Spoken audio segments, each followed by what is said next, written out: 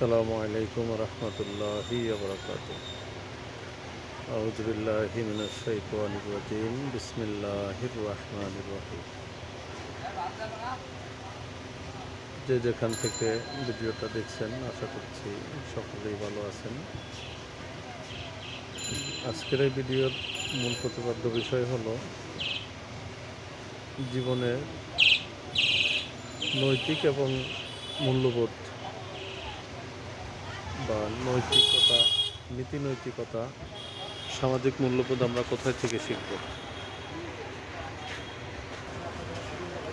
তারই ধারাবাহিকতায় আমি একটা নিরপেক্ষ মাধ্যম খোঁজার চেষ্টা করছিলাম।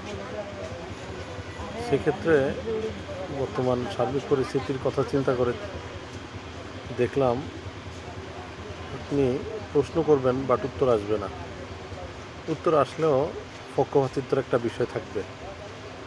তা আমি বেছে নিলাম গুগলকে। সেক্ষেত্রে গুগলকে জিজ্ঞাসা করলাম নীতি এবং নৈতিকতা বা সামাজিক মূল্যবোধ শেখার উপায় বা আমরা কোথায় থেকে শিখব। সে সহজেই উত্তর দিল নীতি নৈতিকতা ও সামাজিক মূল্যবোধ শেখার উপায় হলো শিক্ষা প্রতিষ্ঠান, পারিবারিক শিক্ষা ও ধর্মীয় জ্ঞান। তো সেক্ষেত্রে আপনাকে শিক্ষিত হতে হবে, মানে পড়াশোনা করতে হবে। পড়াশোনা মানে স্কুলে গিয়ে পড়াশোনা করতে হবে সেটা নয়। এমনও মনীষীদের জীবনী আমরা জানি তারা প্রাতিষ্ঠানিক শিক্ষা গ্রহণ করেনি বা তারা সেক্ষেত্রে আপনি জ্ঞান অর্জন করবেন, এটাই স্বাভাবিক। জ্ঞান অর্জন করার জন্য আপনাকে বই পুস্তক, প্রাতিষ্ঠানিক শিক্ষা, পারিপার্শ্বিক পরিবেশ, সমাজ ব্যবস্থার শিক্ষা থেকেই আপনি নীতি নৈতিকতা শিখবেন।